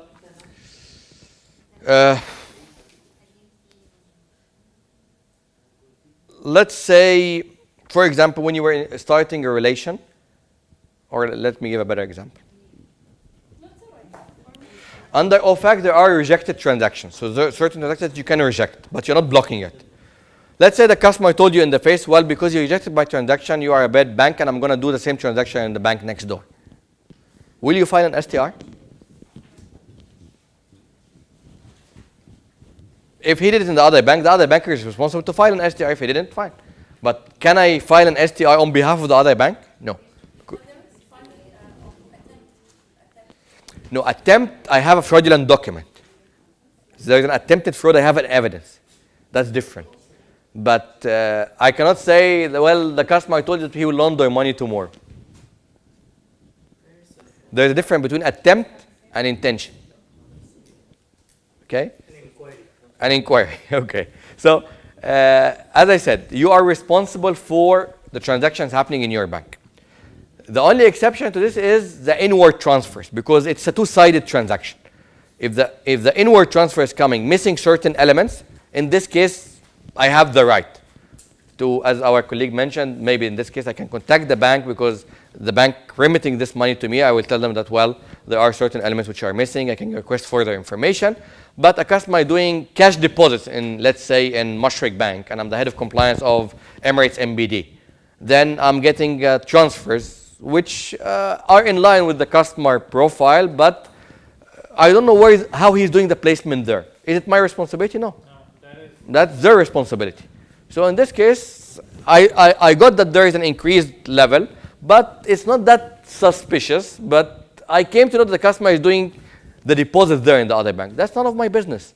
That other bank should report, and that other bank really did the report. But because I'm also involved, but I'm not the main bank that he's using, at the end of the day, literally, he transfers the residual to me. But the main hanky-panky activities is happening in the first bank. And that's why I chose to close the case, because I didn't find grounds for me to suspect. But you should have done the ECDD with the remitting bank based on. No, my transfers are all perfect. Everything complete. I'm having everything. It's actually into account. So from his account to his account, his own account, there and here. So for me, there's no placement happening in my bank. I'm getting a transfer which is complete and everything is fine from another bank. That means I'm getting money within the financial system. But when he is depositing there, the issue is there. Yeah? 22. I think this should be easy for you. This is, yeah. Oh my God, no. If you don't know, nobody will know. Yeah. So it is the rule in the law of a country allowing its authorities to cooperate with authorities of other countries to the degree that their law allows them to do the same. Okay? Clear? Okay. 23. So we said the first thing, contact your legal counsel. Okay? But in that one, you mentioned that about the lawyer, not legal counsel. Which one? Organization. Huh? For search, Yeah. the first Yeah. thing is to contact your lawyer. Yeah. But this is subpoena. Subpoena. Subpoena, I requested to appear as a witness. So I need to contact my legal counsel. But Okay? I don't come across about the lawyer and the material. No, they will tell you, no, there is call your lawyer immediately. Whenever you get the search warrant, you need, call your lawyer immediately. I don't think that lawyer word is mentioned. Always Legal department. Or legal department or attorney. I mean, like, it would be like, it's an internal in the bank. Okay? Your time, and we'll see you tomorrow.